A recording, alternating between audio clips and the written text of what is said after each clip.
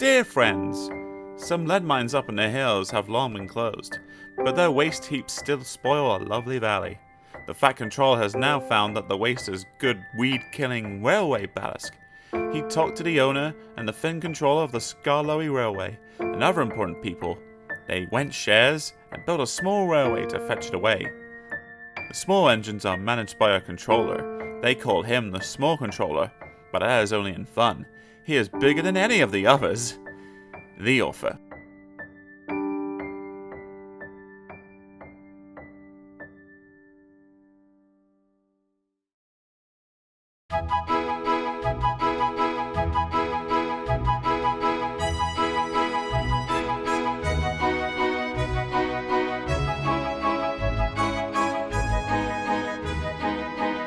Book 22. Small Railway Engines. Story 1. Ballast.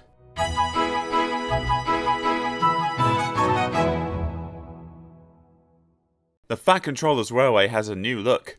From end to end, they are clearing old ballast from the track and packing the sleepers with fresh stones. The gangers are pleased. Weeds don't grow in it, they say, and even James has stopped grumbling about dirty sidings. Douglas and Donald disappeared regularly behind the big station, along a line on which none of the others have ever gone. They returned with loaded ballast trains, and were most mysterious about it. "Very wee engines bring the ballast down from the hills," was all they would say.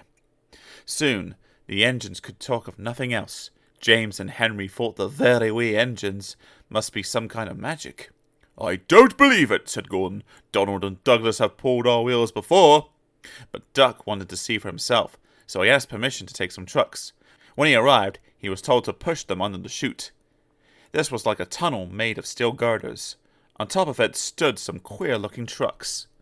"What do you think of our chute?" said a voice. "Good, isn't it?" Duck blinked. Standing beside him was a small green engine. "Where did you spring from?" asked Duck. "I've been here all the time," smiled the small engine. "I'm Rex, and you, I'm sure, are Duck." "How did you know?" "That's easy. There's only one Great Western engine in these parts." There was a sudden rattling and roaring. Duck's whole train shuddered. "What was that?" he asked, startled. "That was your chute.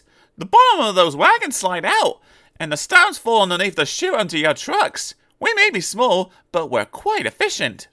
Duck puffed away, much impressed. Next time, there were 3 small engines. Rex introduced Duck to Bert and Mike. "As you can see," he went on, "the Small Controller's given us different coats." "Silly nonsense," grumbled Mike. "I like being blue," protested Bert.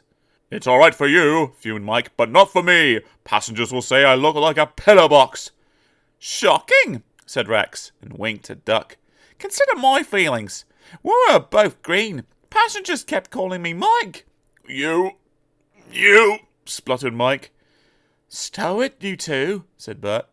"Duck," he went on, "have you seen our coaches?" "Where are they?" asked Duck. "Over there," said Bert. "But they're not like ours," he finished lamely. Rex smiled.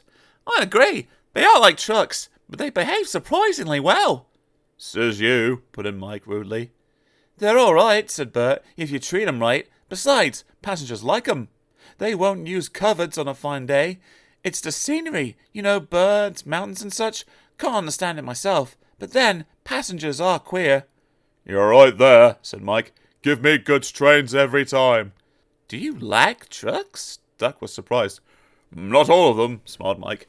"But our big ballast hoppers are different. They run on buggies as sweetly as any coach. We take them to the old mines, fill them up, and run them down here to the chute. The men pull some levers, and the whole lot's unloaded before you can say, 'Small Controller.' No trouble at all." "How about all axle boxes?" put in Rex. "We soon cured that nonsense." "You mean the Small Controller did?" "Same thing," grinned Mike. Duck chuckled delightfully. Rex and Mike loved teasing each other. "I can't understand," said Duck, "why I've never heard about you before." Small engines all answered at once. "We've only just come." "From our railway in England, which was closed." "Your Fat Controller asked us to come and fetch ballast for him. And he said he'll bring us plenty of passengers too." "Haven't you had passengers before?" asked Duck. "Only in England. It's our first season here." Oh, promised Duck. Then I'll bring you lots. Goodbye, goodbye. And he puffed excitedly away to see about it.